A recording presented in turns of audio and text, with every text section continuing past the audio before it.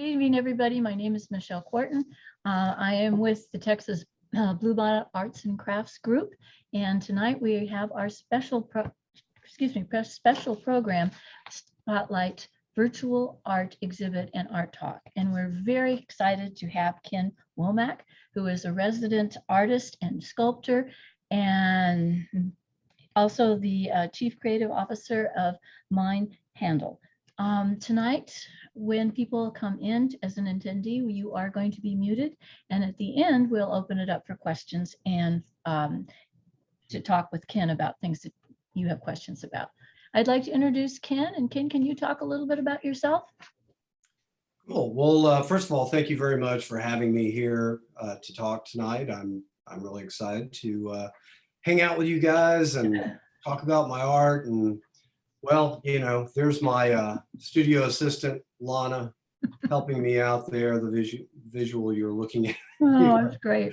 So, you know, this is, I don't know, we'll get into this piece in a minute, but I think you said everything that's important about me. You know, I'm a Texan, grew up in Houston, went to University of Texas at Austin, and got my Bachelor of Fine Arts there, kind of went into advertising, have been an advertising creative guy and design art director forever. And then, you know, have been painting all along at nights and weekends and things like that. And now I've gotten into sculpture, and those worlds are sort of coming together because my sculpture and my painting are kind of hand in hand. And I'm excited to show you guys some of the work that I've been doing over the years and where it's naturally evolving to, which is larger public works.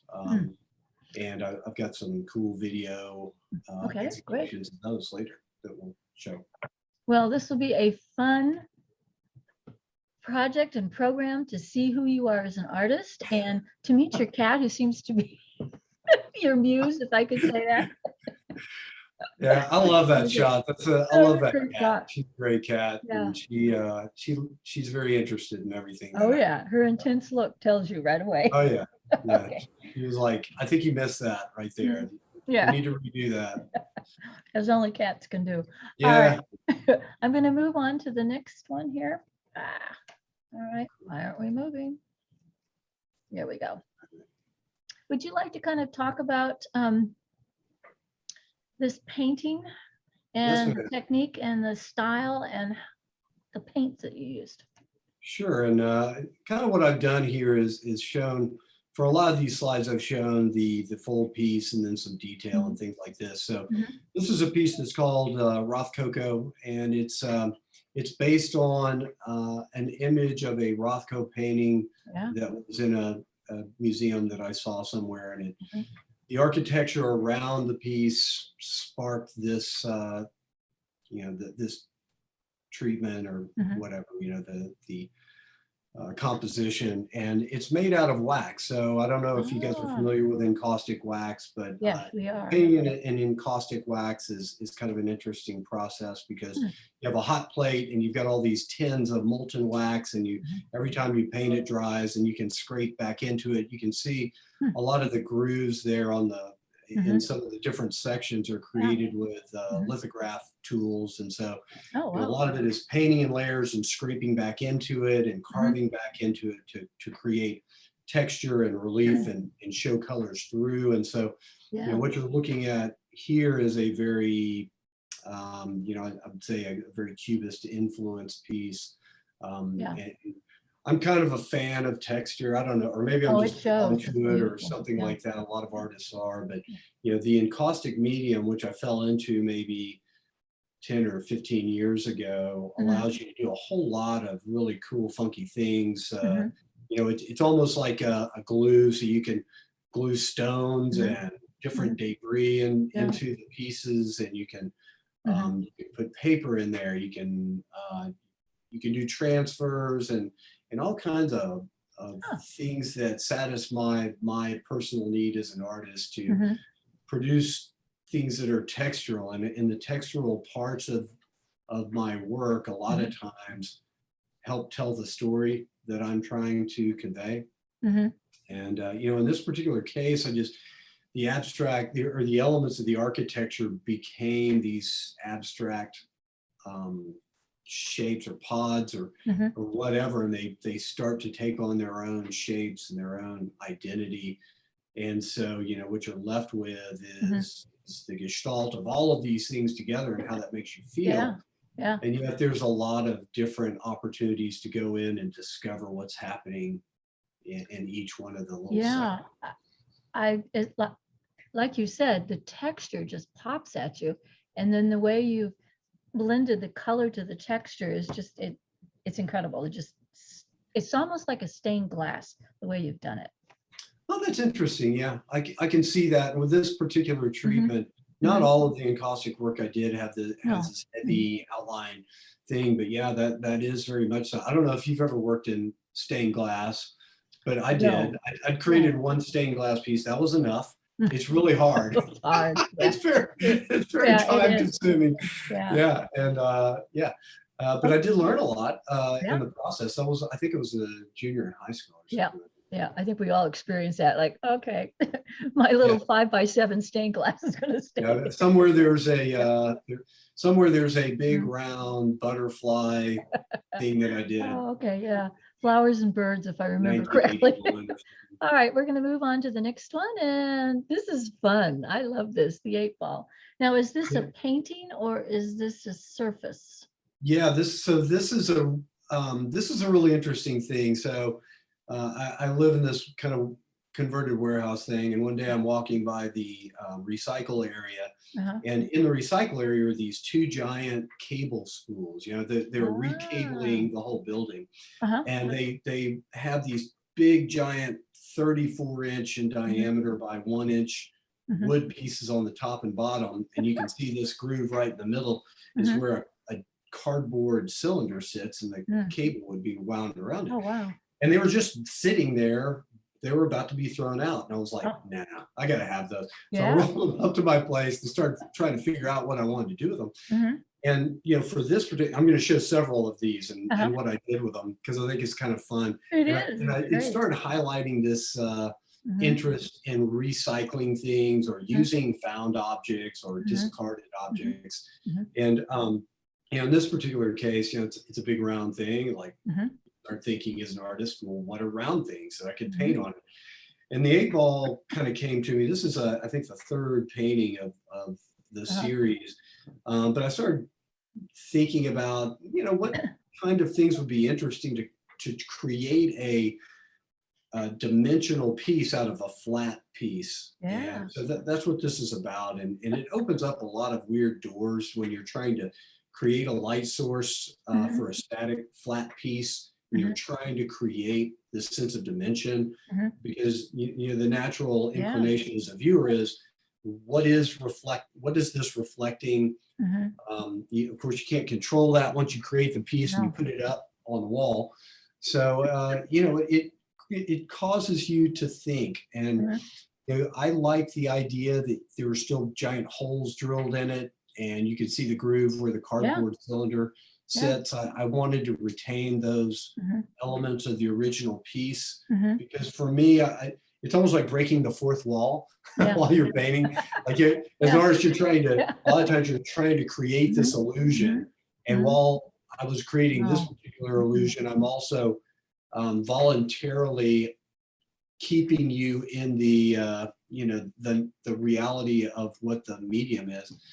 And for me, it started to take on these intellectual mental exercises of what our value propositions are as people and as humans and as artists. And this is something that was literally thrown away. I take it, I paint it, all of a sudden it's art. It has some level of value. Maybe somebody buys it for a bunch of money. And so that kind of fascinates me beyond just the ecological, let's do sustainable things, let's recycle things because it's the right thing to do. But the idea of the value structure just started to become a dialogue in my head, which is well, it was a great dialogue because you up-purposed it, and it's a beautiful piece. It really is. I like the fact that when you were painting it, you left the texture of the woods, the cross hatching that kind of comes. So it shows its age Mhm. as well as its dimension. And I think that's cool. Yeah, the character of the wood is real interesting Yeah. to me, and Yeah. the actual, Mhm. the artifacts of the Yeah. piece itself, because like I said, it's like if you squint, it looks like an actual pool ball. Yeah, It it has does. real dimension, and then when you focus in on Mhm. those elements, Mhm. it becomes real clear that it's just Mhm. a big flat piece of wood, and it's Okay, heavy too. I can imagine. Yeah. All right, we're going on to this. This is a, Yeah, this this is is so we're going to jump around a little bit. We're going to Mhm. go back and forth. Okay. So recently, well, maybe a year or so ago, I had a sculpture show at Canvas Hotel, and it was a couple of different artists. We called it Mhm. Trichotomy, three different artists, and it was the first time I'd shown any public sculpture. This is a smaller piece. It's I think it's 16 inches tall by Okay. I don't know 10 by 11, something like that, and Yeah. so this is called Both and it's made of foam and Oh, plaster, and the top coat of it, if you will, is encaustic wax. And oh encaustic wow. wax comes with Huh. a whole lot of different variety, and there's I don't know, it's got the kind of a metallic white finish on it, and Yeah. maybe you can't see that totally here, but so it's a abstracted form. If you think about an arm going over Mhm. somebody with their arm over their head, and Yeah. you can see the negative space forms the Right. head, and you've got an abstracted arm in the front, and the hole and the Mhm. oculus with the gilded part in the middle is representative of maybe the soul of Hmm. man, or Wow. that type of thing. So Mhm. there's a lot of things going on here. I'm a fan of Henry Moore, Oh, probably like the yes. rest of the Yeah. artistic world, but Yeah. his particular style and everything has always appealed to me to a great deal, and so that's an influence here. Um, and Can I ask you a question? You said is the base foam and then you do the acoustic over the foam? Yeah, so Oh, my wow. process for these things has become that I will create some kind of armature, Yeah. whether it's out of foam. Yeah, if you go to Michael's, they have that foam that florists will use to put Right. stuff in, Yeah. so it's real lightweight and it's rigid, and you can Mhm. like hit it with a hammer and whack it into Yep. shape and Yep. Yep. carve it up real Yeah. simple. I love lightweight things that are easy to manipulate. And so I created most of this with foam, Huh. and then I cover it with plaster, and then I put Okay. the encaustic wax on there, and there's a lot of steps in between to get I it to a didn't smoother realize texture. that you could cover foam successfully with plaster. I learned something. Oh yeah, Wow. yeah. Okay. Yeah, you can do a lot of crazy stuff with plaster. Well, And that's true, but somehow foam is so porous. I didn't realize that. well, the thing about it's like the strips of that you make a plaster cast if you break Mhm. your arm. So they come in Yeah. these rolls, Right. And then and you they'll split it. basically Yeah. stick to themselves, Mhm. and Hmm. so it creates a hard shell, which you Gotcha. can then sand and gesso, and Yeah. all Just of load there's it like layered a on. thousand there's 1,000 layers on this, Michelle. Okay. It took like 8 million hours for me because I'm figuring out my process as I'm going. I have the I show. Frankie's think it's great. I tap, love it. tapping his watch. Where are you done with these pieces? Come on. Okay. Oh, the Eminem. I love this. This is Yeah, great. so this is green M&M, and Mhm. this was an auction piece for Color Me Empowered, Mhm. and that's one of my Great. one of the nonprofits that I do a lot of work with, and I Mhm. love those guys, Kristen Jackson and all that. Yeah. And so they have a I Heart Art fundraiser every year, Uh-huh. and this was my piece a couple of years ago, and I Great. forget the theme, but so the mythical quality of the green M&M, which is Yeah.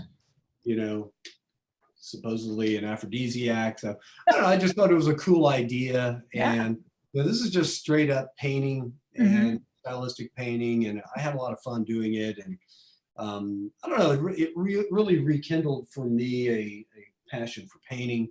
I've always liked to paint. Mhm. Sometimes I'll get away from it for a while and then get back to it. And Yep. those of you Yeah. who are working artists probably do the same thing. You bounce Yep. around from Yeah. media to media. Is this oil or acrylic? This is acrylic. Acrylic. Okay. It's great. I love the shading. I just want to reach in and take it and eat it. Yeah, this is a really cool thing. Yeah. A chef, local chef here named Yeah. Philip Luna, who's a buddy of mine, bought this at the Ah, auction. And he great. commissioned me to do a blue one and an orange one. So Ah, he's got these three identical. Well, they're not quite identical, you know. Each one yeah, has its own character, but these that's three great. in paintings. Okay. So, Well, yeah. we're gonna move on. Ah, here comes the Oreo. I love that too.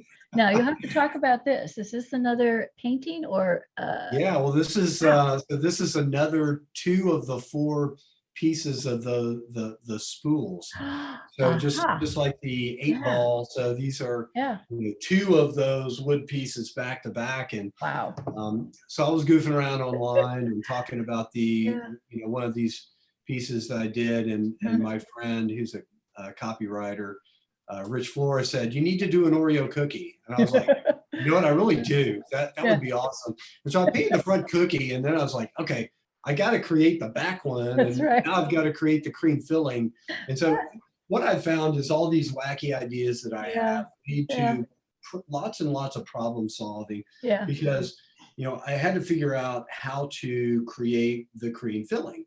Yeah. And so I'm like, how am I going to do that? And so I figured out that a pool noodle would be an awesome way to create that. Ah, And yeah. finding a pool noodle that's white Yeah. is not that easy, and you can't No. paint a pool noodle. So I Mm-mm. found one, and then it's just this series of unfortunate events. I'm trying to super glue the Oh, pool noodle together. yeah. Super glue doesn't work on pool noodles. Oh, Who knew? So I've got my oh, hands super glued together, trying to figure out how to no. solve this Oh, problem. So, anyways, it ended up being pretty cool. Philip Luna bought this as well. He's a chef. He likes wow. things, so he's got my work all over his walls. And this one in particular, he had over the door. Oh, I no. thought I need to get an insurance policy because it weighs 500 pounds, and Why are certainly we getting someone that? is going to be crushed to death under a giant Oreo Oh cookie. my God. So what did you actually end up using for the white filling? That's a pool noodle. It is a pool noodle. Yeah, Okay, it's totally a and pool completely. noodle, and I figured out how to, Yeah, how to drill holes through it and mount it down. And yeah. oh yeah, it Oh, was crazy. I had to put spacers in between it so it didn't wow. crush the pool noodle. Your Yeah. imagination is amazing. Okay, we're gonna move on. And Oh, here, oh yeah, so here's the very first one. So I'm yeah, sorry it's like heavy with these spool things, but this was the very first one. My original idea was I've got four of yeah, these pieces of wood. I'm going to yeah. create four wheels, Oh, and I wow. was kind of enamored at the Hmm. time with these big fat white wall Yeah, tires, yeah, from back in the yeah, day. Like yeah. this is the 1930s Uh-huh. Packard, and part of the process of this was trying to figure out how to paint it and make it look. I don't know. I was looking at a lot of John Singer Sargent at the time, Yeah, and yeah, if you ever go look at his work, it's so amazing because you just like do one paint stroke yeah. and it looks like somebody labored over something for Yes, 100 that's hours very to true. create That's this very true. incredible. Yeah. So I was fascinated by the idea of a single brush stroke to create the chrome in the spokes. And Ah. if you blur your eyes, it has this sort of tauntingly Hmm. realistic quality to it. Yeah, it does. And yet when you get right on top of it, you can see how loose it is. It's a Yeah, visual anomaly. yeah. But you're right about the brush stroke because when you do that one singular circle, it just flows Mhm. and it gives it that kind of antique used look. So it's Yeah. really good. Yeah. And I was trying to be very intentionally not tight with it. Yeah. Oh, So if you went back and you looked at that green M&M, there's a lot of mhm. real tight painting in there. And here, I just wanted this to be gestural and loose and emotive, if you will. Mhm. Um, and I'm real happy the way this one Oh, yeah. turned out. It's In fact, great. this is the piece I got back from Frankie today to Ah, hang on my wall because he's had it for a while, well, and I was happy to see it. yeah. Fun piece. It is a fun piece. The more you look at it, the more you see like Firestone and the heavy Mhm. duty and the numbers. I mean, all this great stuff. It's Yeah, I one of gotta those tell you, man, pieces that, painting the yeah, Firestone, the yeah, raised white on white, yeah. almost made me quit Wow. art altogether. I was like, I'm so tired of painting I can the details. imagine. Oh, wow. Well, you did a great job. It's one of those pieces that it draws you in and you just keep looking and you see more detail. So it's great. All right, we're gonna move on. Okay. I'm gonna let you talk about this. I don't know if I can put this all in, so. Yeah, so this is changing paces quite a bit, or changing Wow. pace quite a bit. So this is a piece called Scrabble, and I did this big giant Rubik's Cube piece that looked like it was busting through the wall, and a musician bought it, and a fan of that musician commissioned me to create this, and she was a big fan of board games, and in particular Scrabble. And so we had the idea, or I had the idea, to create sort of this, like a Scrabble game on acid. And yet all of the things that you see in there are words that are related to this woman's past. So I said, I want you to give me a bunch of words. Yeah. And I want you to not tell me what they're about, what they mean. I don't want to know what the context is. I want it to be all words that are sort of code to you that relate to your life and the things that you love. And then I just went crazy. So it's a combination of letters that I found. I don't know if you guys are familiar with the place Curiosities. It's over off of Abrams and Gaston, but it's this amazing. It's like a flea market. It's insane.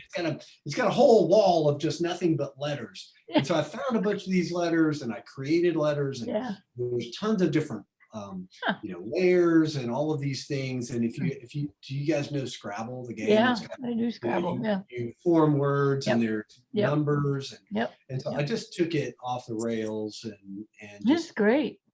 Yeah, it's really fun. And here's a Fish Islands shot that I did that highlights the dimension. And well, when you talk about fun, that's what you see. And then you look at the details, and it's like playing Scrabble. Oh, well, we'll have the E and the D, and it comes down here. I mean, it's great. Yeah, and I wanted it to be all about discovery. I wanted you to look at it, and I wanted Liz, her name is Liz Moritz, and she lives in North Carolina, and I wanted Liz to look at this for her whole life and go, oh yeah, there's that little detail, or look at that weird thing. There's all kinds of little things in there. There's a dog that's a skeleton that's sort of sitting upright, and then there's buttons, and there's little paintings. Her favorite. Oh yeah, and you actually spelled a word. I see out and load.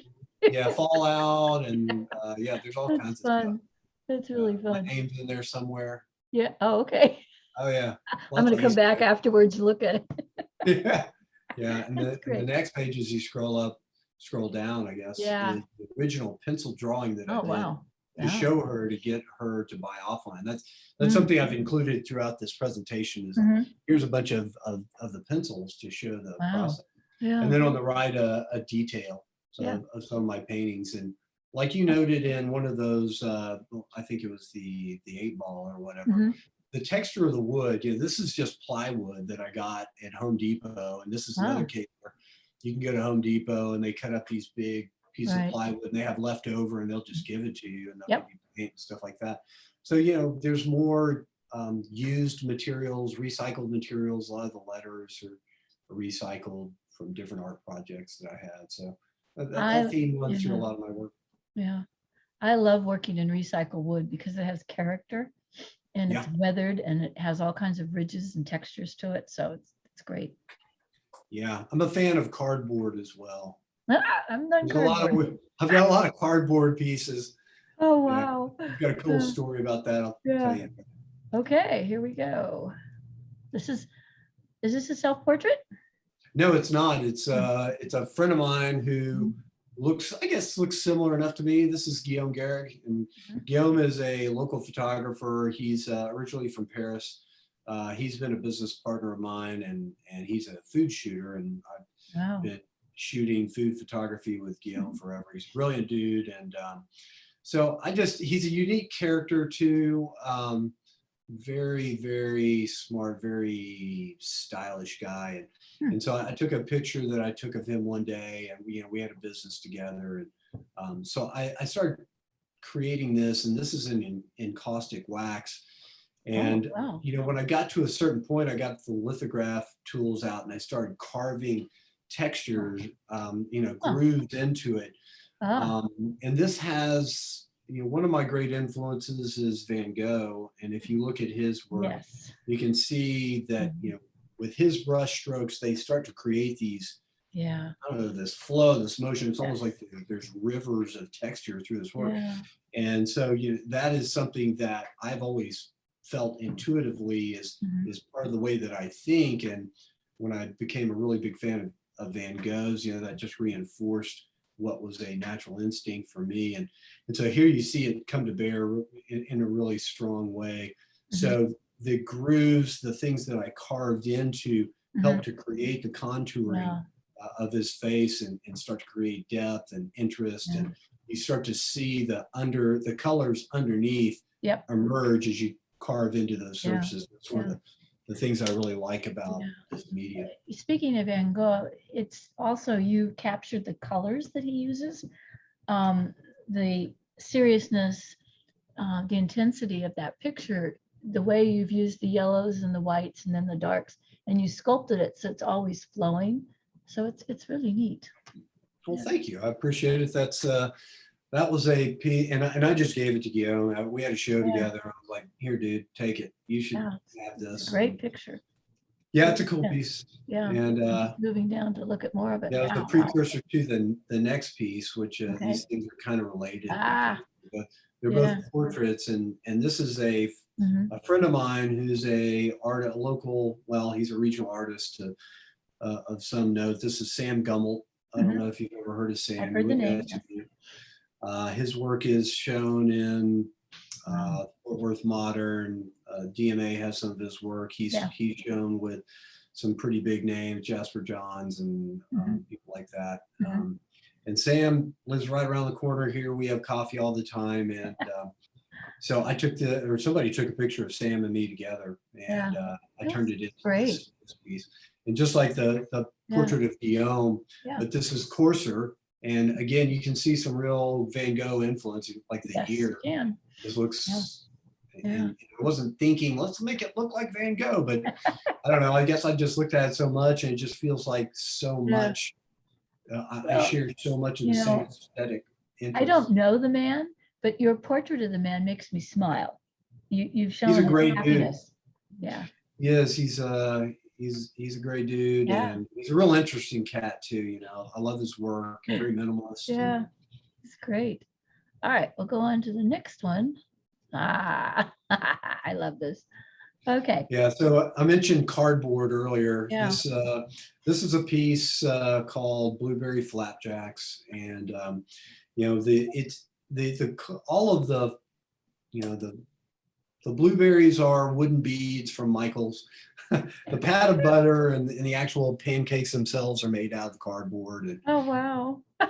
and the fork is made out of cardboard. And there's as I started creating, it was just this weird, it was like a lark. I was like, let's make some pancakes out of cardboard. And, then one thing led to another. And I'm like, okay, well, I need a plate. Well, that's a plastic plate. And, I found some kind of piece of board that I put it on. And, there's a plastic drink there that I, false top in that looks like a thing of milk. And it's wonderful. It's just a funky piece. And, all of the syrup, if you will, is made out of Mod Podge. You guys use Mod Podge? I know Mod Podge well. It's like the artist version of Elmer's glue. That's right. I don't use Elmer's glue. I use Mod Podge because I do too. They go through jars of it. Yeah. So this is a fun piece, and I've included a couple of different angles of this. Yeah. You can see that this is the extreme overhead, and this is how it hangs on the wall like this. Oh, it's great. When you look at it, this is what you're looking at, but it's dimensional. Obviously, you walk around. Breakfast. It sort of started to become a diner piece for me, and that's why I put. There's this ongoing theme of cigarettes, as we talked about. Growing up in the 60s and 70s. That's right. There's your cigarette. There's a giant cigarette piece. That's great. I don't know what I'm doing, people. I'm just having fun over here. Well, that's great, because your creativity is fun and it's serious at the same time. And you use so many different textures and paints and materials. It's great. Oh yeah, I'm all over the map. Oh, this is a closer look at the blueberries. Yeah, I can see Yeah, them. and you can see the butter is a piece of Yeah, it's great. cardboard. I'm You just, can- And I oh, like to start seeing the detail of the cardboard. I yeah, like oh, to yeah. You want me to see. go back? Yeah, you can Oh, see. no, it's okay. You can see it in the next one too. I mean, Okay. that's just an extreme Yeah. close up. You can actually Oh, see there the you whole go. bead. It does look like a stack of pancakes. That's amazing. Absolutely amazing. It was fun. So this was a gift to uh, a friend of mine he's a crepe chef named Carl. Yeah. Yeah. Carl and Tristy, who were dear buddies of mine. And so this was for his birthday. And like, I don't know, a year after his birthday, I finally got it to him because it took forever for the Mod Podge It to does. dry in these drips. And Yeah. Tristy would say, "So how's his birthday present coming?" I'm like, Yeah. "It's gonna be a wedding present, okay? So you guys are getting married in a couple months. You're gonna Yeah. get a wedding present." That's great. All right, we'll move on to the next one. Ah, this is your cat. Well, this is not my cats. This is Oh. Carl and Tristy's cats. Oh, okay. This is Ollie and Frankie. No. And this is again my fascination with cardboard because these are painted Wow. on this 1-inch thick cardboard that I got with some Huh. West Elm furniture. Uh-huh. So, ordered some end tables. Yeah. It comes all packed in a big box, and I Yeah. pull them out and I set the tables apart, and I spend the rest of the night figuring out what I'm going to What do do you with do the with the cardboard? What do you prep your cardboard with? What's that? What do you prep the cardboard with? I don't prep it with anything. You just start I painting? start painting on it.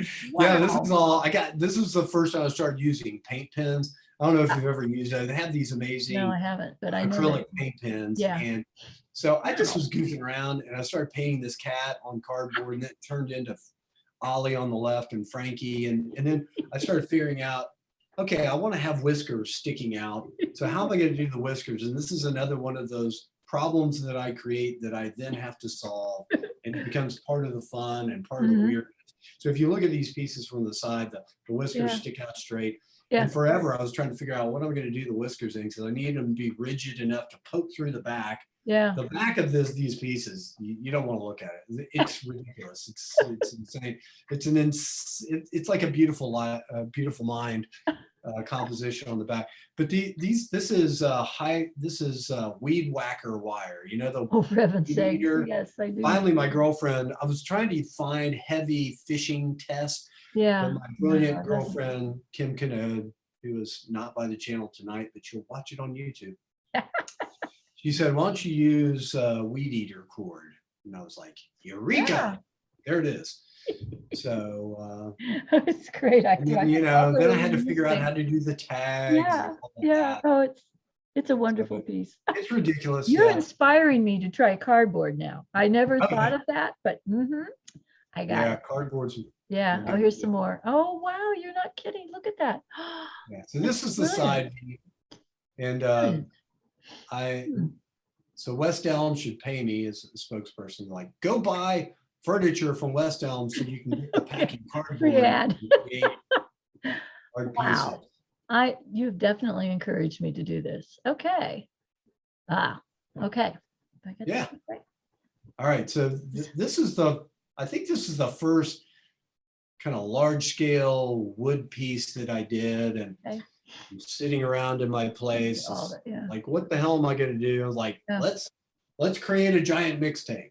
I don't know why. When I was in high school, that was the heyday of mixtapes, and Yeah. so I created a love letter to that era, and Yeah. this is called Mixtape circa 1983. Wow. And part of the fun of this was creating a dimensional piece. If you look at it from the side, it looks like an actual cassette tape, but there's a lot of gestural elements. And first of all, I didn't know what I was doing with wood. Went and got some free wood from the Home Depot. I got a Yeah. skill saw, and everybody's like, "You're gonna lose a thumb." Like, no, I'm smart enough. I can do this. So there's Yeah. foam and there's clear plastic, and Yeah. there's foam core painted to look like the Wow. spools in the back, and then all of the details of it are hand painted, and Oh, wow. like, that's not a screw, it's paint. And Oh, then I had to research all the songs from, and Mhm. that was another fun part of this was Yeah. that a lot of these are songs. I went and talked to all of my friends from the era and said, okay, give me your playlist from 1983. And it turns Yeah. out it was a pretty awesome year for music. There's one song that's actually from 1993, and I'm not going to tell you Oh, which one it is. You'll have to go look. So there's one outlier in there. okay. It's great. Is there You know, more? you see the MTV Oh, logo yeah. reference. Oh, okay. So now we're going to look at, oh, wow. It's too much. That's trippy. Oh, yeah, it is. And It's that's great. the little sprocket things Yeah. that's made out of foam. Oh, And wow. Lana, my cat that you saw in slide one, loves Yeah. to chew on foam. And so I put this piece on the floor and she chewed all the foam off of it. So I had to redo that. Oh, Thanks, Lana. no. Oh, So I got it right wow. the second time. That's great. She's a I foam dick. love the detail in this. This is just tremendous. Okay. Well, thank you. And this is another piece that like that 8-ball and all those other, the Yeah. pack wheel. Yeah. There's this odd quality that it sort of has this realism thing when you back up. When Really you get does. on top of it, you can see how gestural it is. Yeah. Oh, it's great. I love the fact that you got TDX and D-C90. Just all that detail is amazing. Well, it took me back Oh, to wow. Look at this my old childhood. school smooth groove. Wow. Yeah, so somebody saw that piece right now is hanging at the Canvas Hotel. Thank you, Canvas Hotel, for supporting local artists. And so Wow. somebody saw that Oh my piece and God. commissioned this piece. And it's a guy named Ricky who lives out in Arlington. Uh-huh. And he went by GQ back in the day. And so we created the GQ's old school smooth groove mixtape. And That's wild. yeah, this is fun. So it's a little different than the other one. He wanted a lot of silver details to the Yeah. sprocket Yeah. and the tape. So the tape Yeah, I've hanging seen that. down is a Yeah. big part of this. If you lived through that era, Yeah. maddeningly had to Yeah. Take your finger recoil and the retwirl tape it. with a pen or a pencil Yeah. or something like that. Yeah. So the tape here is made out, hanging down the bottom, is made out of 35 millimeter film that I Oh, cut wow. the sprockets off of. And then I hung from the top floor of my balcony. I got it wet and weighted it so it wouldn't, roll up in a tight ball. Another one of the things I had to figure out. Yeah. So this is kind of fun. The screws there that look silver, Yeah. those are all painted. Wow. It's so real. I mean, you honestly think it's a real deck. Wow. Well, thank you. That is high praise. Here's some detail. Oh my gosh. Look at that. Wow. And that's the day Frankie and I took it over. Yeah. And that's Ricky, and we hung it up in his wall. He's got all this crazy, Great. you can see the paint splatters on the floor. He had this whole red and black and white and silver kind of motif going going. on. We were able to pull that into the painting, and wow. I'm just you can gonna see in the Sony yeah. that there's lots of different colors. I wanted Yeah, it to there be, are. There's red and blue. weird sense of realism, but also gestural and artistic. Yeah, the way you shaded in on the thing here is great. Mm-hmm. Yeah, so that's just all flat foam painted to look like it has dimension. Wow. And it's another one of those things where you have to pick a light source, and then you have to paint these surfaces to reflect that light source. With these types of pieces, you can expect they're going to be hung about the way the picture on the right is. So I just use that general, omni top light down type of thing. Wow. Okay, we're going to go on to the next one. Oh, shoes. Wow. Yeah. So this is Air Jordans. Back in the day when Michael Jordan was new to the league, he broke the uniform code, and he wore these band. They called them band ones. And they were like they're the most famous and most notorious shoe. And so, these are painted on plywood, 3/4 of an inch. As you can see on the right, they're not dimensional. They're not like shoes, but they're hung over. I created laces, and so they hang over a wire. And so this piece is really about the culture of value again, because the most expensive shoe, these shoes, you can buy them, $3,000, things like that. And yet they're hung like the drug icon, certain parts of the city, you have shoes hanging over a it's your territory and your gang. Yeah. So throw away things that have value. So it's Mhm. that conflict, that contrast that I Yeah. was trying to capture. And also the weird factor of it's a dimensional item that's on a flat surface. Yeah. So these will rotate around and you could Oh, walk wow. around. They're hanging at Canvas Hotel right now. Yeah. And you can go see them if you like. You could buy them. Please buy them. We are working artists here. Buy everything. It's all for sale, people. Uh, but this was just a fun piece, just Yeah, it is. it's cool. And Great. they're big. They're 18 inches. Each one of Whoa, them. that is 18 big. inches. I love it. So, and then you got to Yeah. figure out what the laces are made of. So that took me Yes. 3 weeks to find the right type of thing to replicate the lace. Oh, Yeah, there's all kinds of weird little challenges I create for I think myself. you like that though. You I like do. the creative artistic challenge of making something work. It really is. So if you think Yeah. about it, all of you who Yeah. are working artists, Yeah. what we're doing is making a million decisions on a piece. Like every That's time you right. make a brush stroke, you're Yeah. making a decision which way it goes, how Yeah. thick it is, which color, Yeah. how you That's blend right. it, everything like that. So, Yeah. it's sort of a monument to that. Yeah, it is a monument. I got to the bottom of these shoes. You can see the bottom. Yeah. And I had to figure out how to translate the actual contours of the shoe because the Yeah. shoe has a texture and a pattern to it that's all around the functionality of grip. Yeah. And I had to make choices on how to translate that. So that was another interesting thing. Yeah. You can see the It's real. scale of those paint pens on the Yeah. left. I love But it. The those way. paint pens are, I don't know, they're Yeah. a Well, little bit and the way rigid. you've shaded it, it looks, somebody's worn these shoes. I mean, it's definitely, it's there. It's another a case of I could have gessoed these and Yeah. had it be a smooth finish, Yeah. but I wanted No. it to be rough because I wanted it to reflect that sense Yeah. that they'd been hanging outdoor over a telephone wire. There we as go. a- See it there. Yeah. No, it looks it. You can see it where the laces are and where the stitching is. The white in there kind of gives it that used. Yeah. And now I'll tell you, after I got into it, I was like, that was so stupid. I wish I hadn't made that choice because now it's so hard to paint all these details on this rough wood. Right. Oh, I- you did a great job. I outsmarted myself. Okay. We're going to go on to the next one. Okay. Would you like to talk about this? This looks like fabric and painting. Yeah, actually, these are coffee sacks. So this piece is called Headspace. Okay. And so I have a high school buddy who owns a coffee plantation in Hawaii.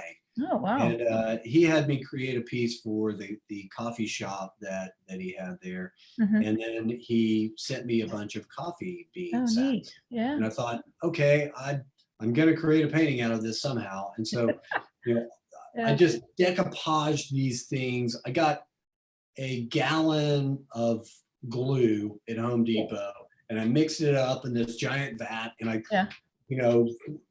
got a roller and I glued this entire thing together and then I painted it. Yeah. And I like the idea, headspace is like what's going on inside your head. And so Yeah. this Yeah, painting is about the Uh-huh. things that are going on inside everybody's head, how Mm. you got different things, compartmentalization, and Mhm. different colors which reflect different moods and different Yeah. thought processes and things like Yeah. that. And this piece, I still have this piece. It's a big piece. It's 5 feet by 7 feet. Oh, yeah. And it's real textural. It's real funky, and I love it.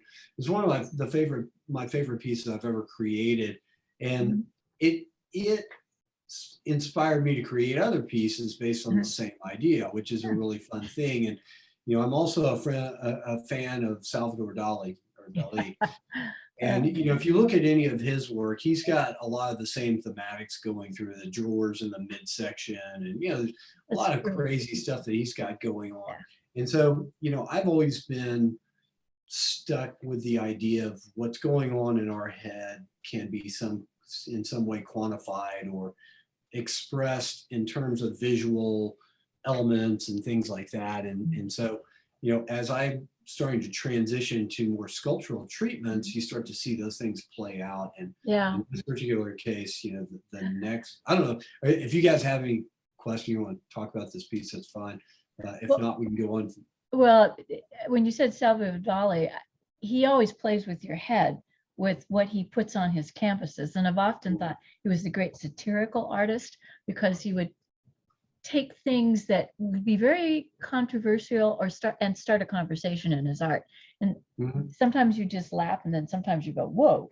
And in your headpiece, I've taught left brain, right brain art. And so to me, I look at the right brain, which is kind of red and bluish, and then I look at the left side, which is very vibrant. And it's interesting because you're an artist and the crossover doesn't quite come. And then you have this bar down through it. And then these other sections of your head and your brain, and your passion is in your lower jaw area, which, you know, is your ability to talk and express and do all that. So, you know, from a psychological standpoint of view, this is a very interesting painting. I've never had this painting psychoanalyzed like that. Oh, well, okay. And I appreciate that, because I didn't know any of those things. Really, it was about, you know, a more general abstract treatment of the idea of what's in your head. Yeah, it's the subconscious coming out. Sure, but the detail you can see on the right, you can see the actual graphics from the coffee sacks showing through, and that was great with the the different there's things. a lot of metallic paint on this, and that is, I love. We can see that there. Like a lot of artists, I like shiny, noisy things. I'm distracted by squirrels and all kinds of things. Oh yeah, so it's metallic. I love it. It's a great painting. I can see why you still have it. Yeah. Good. Again, hey, it's for sale. Okay. I don't love it that much that I wouldn't sell it. That's a true artist. Okay. Now we're going to move on to this, and I'm going to let you explain that. So I'll give you one guess as to what the name of this sculptural idea is. I have no idea. Headspace. This is the sculptural version of the painting that you just saw, you know, maybe 10 years after I painted that.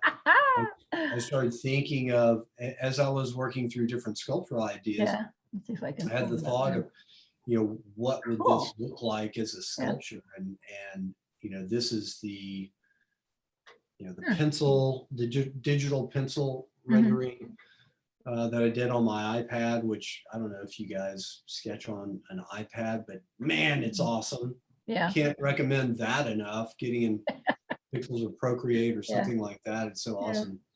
And then, so what you'll see from here on out in the talk is where I want to go with my work is larger scale public sculptures. And my good friend Alberto Schmidt, who I went to college with, is a Blender whiz. Blender is a program that people make, you know, movies with. And so he started to help me translate these pieces that are in my head into actual dimensional pieces. And in a few minutes, I will show you some video executions of these. All right, great. Of course, we've come a long way with our digital capabilities. You can actually create these things in environments and have a dimensional treatment of. Right. What is the format that you're, I mean, not the format, what is the material that you're using for this? Yeah, so these are, you know, obviously this is a computer rendering. Right. The idea is that this would be some kind of resin. Ah, okay, that makes sense, yeah. It would probably, each block would probably weigh 5 tons. All right. Maybe it's not 100% to reality because you've got these little thin chains holding up these, you know, super heavy things. But the idea of, you know, I've always been fascinated by Alexander Calder, like probably the rest of the world as well. The idea of mobiles and things like that. And the idea of these super heavy blocks that are interdependent and they're, each piece is moving, and we'll see a video piece of this in a minute, which will show how each one of these blocks moves independently of one another. Okay. But what a cool piece. Think about a schoolyard or something like that, or, you know, at Google, on the campus of Google, the idea, a place where ideas are valued, and, you know, each one of these blocks either represents a different part of your mind or different ideas or things like that. And there's a rudimentary shape of a head that acts as the colors. I love. I think that's really. Yeah, very, very fun. Yeah, it's inviting. Yes, thank you for that. All right, we're moving on here. Okay. Would you like to tell us about this? I showed you guys, you know, some of the sculpture, you know, the sculpture piece from that show earlier. This is This was also in that show. It's about yay tall, 16, 18 inches tall. So it's not a real big piece. It's made similarly to the both and piece that we looked at earlier. Yeah. So it's got if you are interested in going on and seeing a little bit of the background of this on my Instagram, you can see as I was creating the armature for this. This is, again, some kind of foam, the foam that they use for floral things, and then covered with plaster, and then eventually wax, and then scrape back into, like I like to do.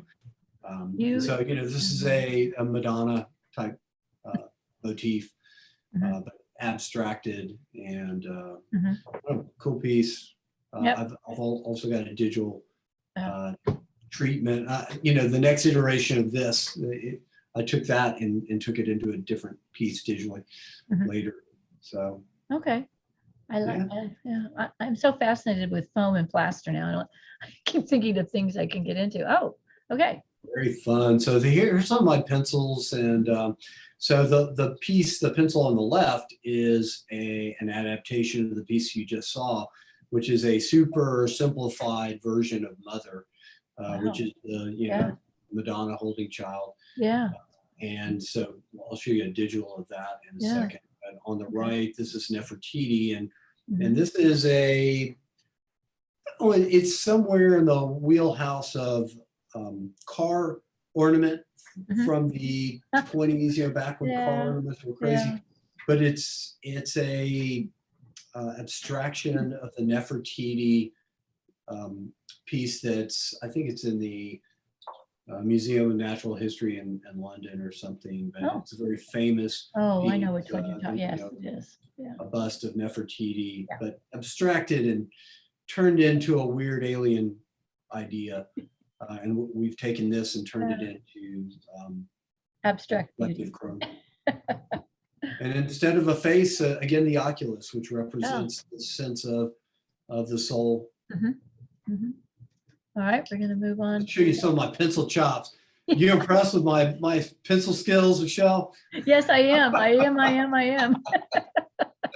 I think that's it. Personally, I think pencil skills is great art. And yeah, definitely. Okay. All of those life drawing classes at UT. Oh God, yes. The professors would be proud. Or maybe they wouldn't. I don't know. Maybe they'd tear it up. Who knows? No. You could frame that. That's great. I like it. All right. Well, now. Yeah. Well, this is when you take those pencils and you collaborate with your friends who are digital artists, you get things like this. So this is Mother as it's come into the digital realm, and we started looking at the cool thing about Blender and some of these different programs is it gives you instant ability to change the surface of these things, and with a click of a mouse you can make this reflective chrome, or you can make it whatever you want. And Alan and I were just kind of goofing around with different colors and things like that, and we really love this rich purple lavender. Then it turned into a different color. Lots of fun stuff going on. I love it. Well, and you get the dimensions. It's three-dimensional in it, so you really get to see the life of the sculpture, which is nice. Yeah, it gives you this sense of reality that you couldn't get maybe 10 years ago. Absolutely. It helps you. There's another one. Oh, I love the color. You love color. It's great. Yeah, I do. I'm a fan of bright colors and shiny things. And this is called Prickly Pear. And of course, if you live here in Texas, what's that? What material would you use in this? Would it be metal? Yeah, so this would be a piece where you would this would be created out of steel. And so this is there's another piece I'll show you in a minute, which has this highly reflective, seamless, alien type of finish of chrome. You can do it basically in any type of treatment. And so prickly pear cactus is what you find here in Texas. It looks like a cactus. It's great. So it's abstracted shapes, and the idea would be this could be at a library, it could be on the campus of a company or something like that has a Texas vibe to Never. it, but the ability for you to Yeah. interact and walk around through this Yeah. space, and the sense of largeness that this type of sculpture gives it, the wow factor of it, just bigger than life, and taking forms It that is we've grown up with and gorgeous. abstracting them. Of course, this doesn't have the spines that a prickly Yeah. pear or cactus would have, but Yeah. it's pretty much immediately understandable what it is. Oh, wow. It's amazing that, as you'll see through these digital treatments, Mhm. the same people keep showing up to look at my. Yeah, I know. That's kind of neat. Like, there's that guy with a suit. Like, he Right. never changes position. He likes your work. That's why. Right. Yeah. Is this another This photo? is another piece from the show that I had Okay. last year, the Trichotomy show, and this is Uh-huh. called Modern Man. And this is Wow. an abstracted human form, and the idea is that we're all moving so fast, we're rolling through life, and Oh. we don't know where we begin and we begin, so end and begin. So Mhm. this is an abstracted human form. You can kind of, if you start to look at it, you can see where the legs are and the torso and the arms and how they bend Oh. and connect Okay. at the base. And this is a funky piece. This is created in a similar way to the other ones, where I've got a foam base, and, Okay. and I start working with Wow. plaster until I get the form the way I want it. I sand it, I add plaster, and then Uh, the finishing touches, putting wow. on gesso to smooth it out, and then putting the encaustic wax on top of it. And this has a metallic sheen to it, Oh. as you Hmm. can tell. But part of the allure for me as an artist is the textural aspects of it, because I just feel like it gives it so much character. Yeah, you're right. And It does. yeah. So this piece is, I don't know, it's maybe 12 inches tall. Oh, wow. I'm so excited about foam. You have no idea. Yeah, let's go out. We'll go shopping for foam together, We Michelle. gotta go. Yes, definitely. I'm just like, Michael's, here I come. It's cool. Oh. Yeah, so here's the large sculptural adaptation. And as we Oh. were working through this, we like this rusted Yeah. treatment, because it furthers the idea, the antiquated notion that we can sort of do it all in the rat race. So it makes a commentary about Mhm. if maybe it's time that we all Mm. slow down and Yeah. recognize the things that are important. And if this is particularly poignant, I think, given what's happened in the world in the last Yeah. couple of years. We've all taken a step back and reevaluated what's important in our lives, and Very true. doing things that are more human, maybe not getting so lost and Yeah. making The money, rat race. Yeah. doing things like that. So Alrighty. here's Oh, I some can just go further. lens Okay. Yeah. distortion here, but Wow. you kind of see some more of the digital patrons who always show up to admire my work. Oh, that's funny. There's that guy with the Yes. saggy jeans. Dude, the saggy jeans thing, come on. Oh, you have your groupies. Oh yeah, oh yeah. I've Now, got what kind of hardcore. would this be out of stone or metal or wood or Yeah, I'm thinking this all of these outdoor pieces would be metal. metal? Okay. Some regard, and this would Yeah. probably be treated with some Cool. kind of acid thing to give it that textural look. And Alrighty. Okay. Oh, this is so beautiful. Oh my God. this is a piece called Reciprocity, and if you're interested in seeing more on this, there's reciprocity.org. I'll Just create a beautiful. website around this. Reminds me a lot of the I can't remember the name of the sculpture in Chicago. Yeah, Cloudgate. Yes, it has that The same bean, kind of feel. everybody calls it the bean. The correct name for that piece is Cloudgate.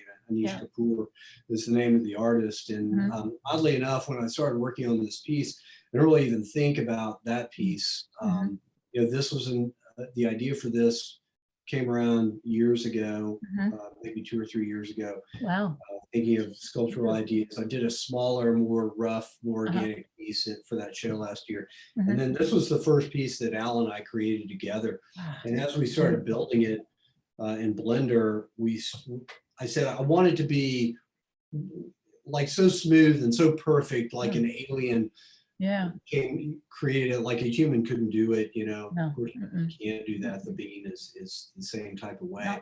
And actually, I have had the guys who created the bean That's Performance Sculptures out of Oakland, Oh, estimated this piece. wow. Went to talks with Parks about creating this. But the most important part of this piece is about what it stands for. And Yeah. it's a human form, abstracted human form, like a lot of my stuff. Mhm. But you know, the oculus in the middle represents the soul, or Mhm. you know, Mhm. infinity, or whatever. And we've got arms that go from both sides and come and Yeah. meet in the middle. And what this Yeah. represents is the difference of opinions that we may have as humans, and how we can come together and connect and find some kind of common ground, some kind of some kind of understanding Mhm. through our humanity. And Yeah. so that's what this piece is all about. Reciprocity means finding a common ground, or finding a Right. resolution where Yes, there's it does. conflict before.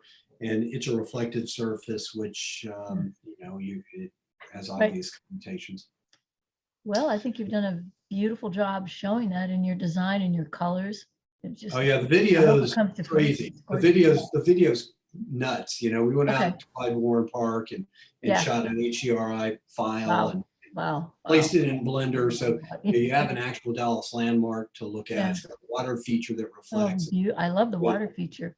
But you're Yeah. stepping into it. It's great. Sure, and the Right. design of it is Oh. intended to be, at night. The next slide is what it might look like at night if you had a blue Oh, wow. water Oh, feature. And so the middle gorgeous. arm glows, and Wow. a beacon, if you will, for hope. If you look at this piece from the Wow. top, we'll show you the Yeah. video in a minute. But the top of it looks like a Mobius, an infinity. Yeah. So of course that is obviously about, wouldn't it be awesome if we infinitely looked to have our brothers' best interests at heart, not only Mhm. our own brothers Yeah. and sisters. Yeah. So this piece, I think, is particularly topical given what's happened in the world the last couple of years. Yeah. The world could use more empathy, I think. Yep. I think we could all stand to look to maybe take care and pay Mhm. attention to what other people are doing and Yeah. what's important to other groups and things like that. So that's what this piece is about. It's hopefully stands for thinking of other people. I think it will be a piece that people will come up to and will be very quiet and reflective because it's so overpowering. It reminds me of a Japanese tea garden in the sense of its solidarity of humankind and how you uplift into it to think about it because it's overpowering in a good way. Yeah. Well, thank you, and you're very astute, because the water feature that's designed there is intended to Mhm. have a Japanese Right. the sand gardens, that type of thing, and that's something that I'm very attracted to. And Yes. so Yes. when Al and I were designing the water feature Mhm. for this, that played a role Yeah. in it, and I Mhm. wanted it to be very minimal, and I wanted, because the piece is about self-reflection, I wanted reflective things everywhere. Yeah. And I wanted to also uh, multiply the power of the piece through the reflection. Oh, absolutely. Absolutely. So, if you can imagine this in a Mhm. park and, approaching it from a distance, Mhm. it's going to have a very, very dramatic effect. Yes, it will. Yeah. The next step for us is we're going to start going out and meeting with architects and developers Mhm. in hopes of bringing this piece to life, and Great. other pieces as well. Yeah. It's beautiful. All right. Yeah. Oh, here's another shot. Oh, Yeah. wow. See, low angle. Yeah. You can imagine how imposing that would be with those arms. That Yep. this is 35 feet wide. It's 20 Mhm. feet tall. The oculus is 11 feet high. It's quite imposing. Yeah. It's beautiful. Because Okay, the subject matter is weighty. We There you go. wanted the piece to be Yeah. like. Just gorgeous. I just love the thank way you. it just wraps. It's beautiful. Thank you so much. I appreciate that. Okay, I think we have come to the end of Ken Womack. Now, I know you wanted to share your videos. Is that correct? Yes, ma'am. If how's our time? How are we doing on We've time? got plenty of time. Don't worry about that. Okay, good. Yeah. Cool. So I'm going to stop sharing on this and let you pull up what you have. Great. Okay, there we go. All righty. Okay, it says host disabled attendee screen sharing. So Oh, okay, I will screen Some little share. feature where you can turn it over to me. Yeah. There we go. Well, I don't know. Did that turn it over to you? There we go. Okay. Now we're talking. Okay. Right. Oh, wait. Hold, please. No, it's still still giving me the same issue. Oh dear. Okay.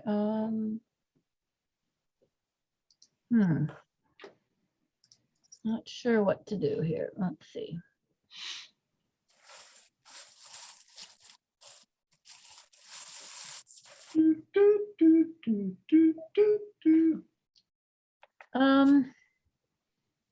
I don't have it in my. You didn't send me the video. Is that correct? I do not believe that I did because I thought that I was going to. Yeah. Don't know why you can't share. Let me see here. Let me stop this one and let's see. Okay, everybody check your phone, make sure that your loved ones aren't texting you. Yeah, okay, hang on. Let's see. Co-host.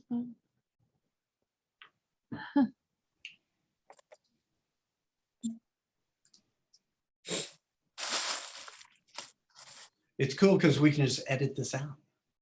Well, this is true, but I don't know why it doesn't come up. Spotlight for everyone. What's that going to do? Okay. Now see if you can share. Can you pull up a share on yours? On the screen? Does it give you a share? Well, I'm clicking the share screen button and I do not see it. Cancel the spotlight. Stop. If anybody knows how to do this, please, please help us. Okay. I'll tell you what. How about this, Michelle? If you want to go to reciprocity.art, you can just scroll down to the video and you can show that. Baffles me. Let's see if we can do that. I see that Alberto Schmidt is on and watching. So shout out to you, my man, for all of your awesome work. Making me look good, bro. Okay. If now I want to thank you, Ken. I'm sorry we couldn't get your videos up. But what I would like to do is open it up to people who are attending. And if you have any questions for Ken, this is the time to do it. So again, I can't see who's all there. Would somebody like to speak up and ask questions? Well, this is Dulce. Ken, this for me has been a real trip through imagination. I just love your art and the way you look at materials, and so it's like giving life to the material. Oh, well, thank you. Just because of the way you do it. And I have a question, and this is specifically to the portrait you did of the first guy. Yeah, Guillaume. Sorry? His name is Guillaume Garrick. He's a Frenchman, like Guillaume. Guillaume. Guillaume. Like William in French. Okay, Guillaume. Guillermo in Spanish. Did you draw first him, or did you go straight? I freehanded that whole thing. I just started painting with wax and got his. I just kept working with it until I got it the way I wanted, and then I started carving into it. Okay, so you straight. It's like getting your brush. In this case, you use the wax. Yes, ma'am. Have you ever used that wax before? No. It's very interesting. Yeah, you can go test that out at Bonnie Leibowitz's place, the Encaustic Center, and just kind of get your feet wet without investing in it. And I highly recommend it because whenever you try a new medium, it opens up things. You're trying new things, and so expands your mind. So I don't know, you might like it. Yeah, I'm a little afraid with it just because I live in a house, and the place when I paint and do my work is not too big. Yeah. And I don't have too much maneuverability, let's say. Yes. And that's what I'm worried with the wax. I said you have to use hot things and things like Sure. that. But I love it. I love the way you did it, that particular one, because it has a lot of expression as well. Well, thank you. And the way you use the color and the incisions around the face and the eyes, it's just great. Well, thank you so much. I appreciate that. And you know what? Your concerns about wax and hot plates and all of that, I had the same thing actually. And so that's one of the reasons why I really like going over to Bonnie's place, the Encaustic Center, because you can just go there and they have everything and you can try it out. You don't have to, you don't have to burn your own house down. You don't have to buy anything. You just pay her a fee and you can explore. And where is that, Ken? Where That's in is Richardson. in Richardson? Yeah, it's called the Encaustic Center. Oh, Okay. And local artist Bonnie Leibowitz runs it. She's Okay. a brilliant encaustic artist and she Okay. teaches. And great people there too. Okay, well, do they have a specific hours that they are there, or? Yeah, I think you can, well, they're open normal hours. Yeah, Okay. like, Yeah, 10 to 6, something like that. I used to go over there all the time and work on the weekends. okay, I like that Yeah, idea. check it out. You might really like it. I can try without, being constrained by my environment, which is small. Absolutely. there, Yeah, that was a big sell for me, Yeah. because you kind of get to test it without having to invest it, if you know what Yeah. I mean. Yeah. The other thing I like very much is how you abstract. Yeah. Like in a specific, well, in a specific, I love the character you had. Yeah. I don't, the way I see it, like you did. I don't need the prickle thing. Just the way you have the colors and the tones and is it going to be metal? Are you talking about prickly pear? The Yeah. big cactus? Yeah, Yeah. that would be steel. Those would be steel plates. It would be salt or welded together, and then they do a micro grinding process to where there's no seams. And that's the way they did the Cloud Gate, the bean in Chicago. Yeah. That's all plates welded together and Yeah, then and then they just- ground down and polished to the point where you can't see the seams. And but the way you put the colors and the shape by itself, the simplicity of it, I love it. Well, I appreciate that. You can probably understand this as an artist. You go through iterations of your work and you try things and you figure out what works and what doesn't. The original sketches I had for that had these metal spikes that were sort of, they weren't like the actual prickly pear, spires that would have hurt people. They were more like abstracted treatments of it. And as Al Schmidt and I were going through the development of the digital piece, we just decided that it didn't make sense to have them. We liked it simplified. And I think it was the right choice, right? Yeah. Yes, Yeah. yes, you did.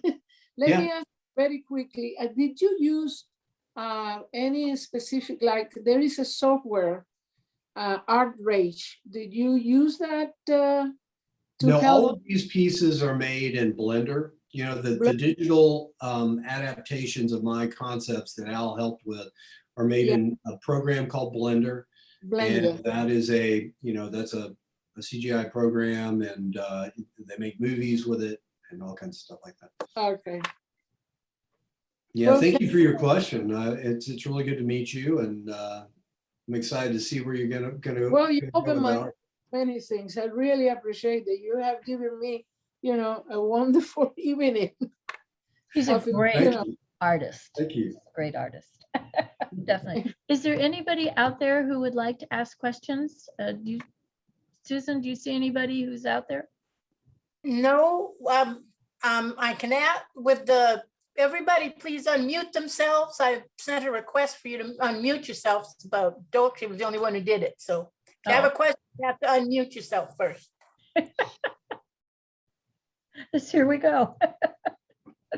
We had quite a few people come in. That was nice, but I guess they decided you're not worth the questions, Ken. Dang it, so close too. I know, we tried. Oh, well, I can't thank you enough. It's been wonderful. you fascinate me, and the fact that you shared all these wonderful ways of doing cardboard and foam. My mind is going like, ah. Well, thank you. I've had a blast talking about it, and it's great. my art sort of defies a particular convention. I get bored and I start moving in different directions and things like No, that. it's great. No. So You I don't know. move in different directions, but you bring what you have experienced into that new format. And I think that's what makes it so, it draws people in, because you can take your textures and your colors and your different ways that you do things, and you bring out the textures and you bring out the flow, and you're using all these cool materials. And Oh, it just thanks. lights people's imaginations, particularly those of us who are in the art world, because a canvas is a canvas, a piece of this is a piece of this. But when you combine all that energy and experience that you have trained yourself to do, it becomes exciting. And that's what we all need, is that creative experiment and excitation to keep going, because it's very easy to get you become my muse. Okay. Yeah. Well, You become my material muse. I'm your stereotypical artist in that I Yeah. don't stay, nailed down into one place very long. I'm Yeah. easily distracted. So I see a piece of cardboard, it looks like something to Love paint it. on, and Love it. then I need whiskers, and so it takes me in a different It's direction. great. So It's all I'm a great. product of my own inability to focus. Do we ever focus? That's the question. Creativity never focuses. It's always this energy. Yeah, well, I have a lot of friends who Yeah. have discernible styles. You look at their Yeah. work and you go, okay, well, that's a Mariel Guzman. I can Yeah. tell her style anywhere, whether it's a sculpture or a Yeah. painting or whatever. Exactly. I'm envious of that in a little bit, but I don't know. You got to Well, be who you are. And there's different kinds of artists and techniques and styles, but I think as artists, we grow and we experience, and we bring that with us, but we're always finding what's in, the style that's important to us and comfortable to us. I think that's the important thing. You can't Yep. push yourself to do something that you don't feel comfortable doing. I could never be a fine artist or a fine drawer. That's not who I am. I'm my worst critic in that sense, that I have to oh, well, I can't do this, therefore I'm not that great. Who cares? You have your own style. Yeah, you yeah, definitely. can't be afraid to experiment with something. Yeah. You can see that the big Santa behind. Well, I gotta figure out. There he I is. was going to ask you, but what's going on with the Santa back there? Well, You gotta tell him. You have to tell him. okay, we are entering a Christmas tree contest at the Irving Art Center. Okay. And the theme is holiday with soul. So what we're doing is I made a Father Christmas. I'll show you.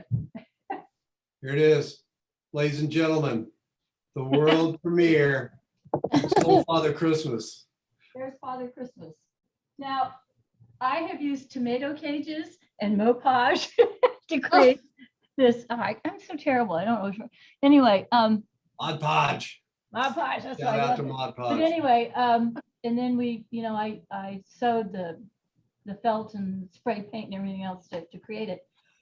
And he will have a sign in front of him that says, a holiday with soul, and we'll talk about diversity and family and celebration and all that stuff. And then we'll have packages wrapped around the tree that celebrate Hanukkah, Kwanzaa, Christmas, and anything else that comes our way. Great, I love it. And so, Pictures of Christmas. I just Nice. got it, all this stuff. and we asked some of our resident artists to create some stuff that we can hang on the tree. And then, again, we're using all kinds of creativity. Like we're going to make this big star out of, wrapping papers of all different kinds and put it on, and ribbons and streamers and all that. It's kind of a wacky title, to be honest with you. So for us, I love it, man. yeah, Like, we're in wide Irving, open. and it's a very diverse city. And so we're trying to bring all the cultural aspects of diversity together. And we figured this is the best way to do it. And plus, Beautiful. we did this, was it 2 Christmases ago? So yeah, it's 2019. And Pandemic. yeah, and it was really lots of fun, because one of the things Irving is very good about at Christmas time is they have all the kids from all the schools create one picture of the holidays, and they have this huge gallery, and they put all the pictures up, and the parents come in, and the Christmas trees are there from different nonprofits in the, within the Irving area. And it's just a happy time. And so it's nice that they're going to recreate some of that this year for all the families and to share, and it's free, and it's that kind of thing. It's going to be somewhat limited because with COVID we still have to be very careful. Sure. But it's just a nice way to do the holidays. And so Yeah, it's awesome, man. Plus, it's That's a great message. that's Love the why I message. sculpture, Ken. Inclusivity. Very nice. Go from there. Well, again, I want to thank everybody. Ken, I cannot tell you how enjoyable the evening has been. And I do hope that we continue our relationship and that you keep updating us about where you're going and what the things that you're doing and showing and being part of our family and spreading the word, because we'd love to really get more artists on the spotlight so we can talk to it. We feel that we have an informal platform for conversation and introducing people. And again, I thank you. And of course, I thank Susan and I thank Dulce and Donna and all the attendees who came in to look. We really appreciate your support. So good evening. Absolutely. Thank you. Thank you. I Hey, appreciate thank it. you, And thank you, can- Ken. Really enjoyed it. Thank you very much. Oh, you bet, Donna. Thank you. I appreciate you guys having me on and allowing me to talk about the work. And of course, I'll be connected with you, and I'm going to help Good. you with other artists for this. Yeah, and, Absolutely. we'll do Absolutely. everything we can to support your great organization. Yeah. Yeah. It's Dallas artist DFW area. Let's make it strong. We're a great community. Absolutely. Okay. All right. I've done my talk. All right. Good night, everybody. Thanks.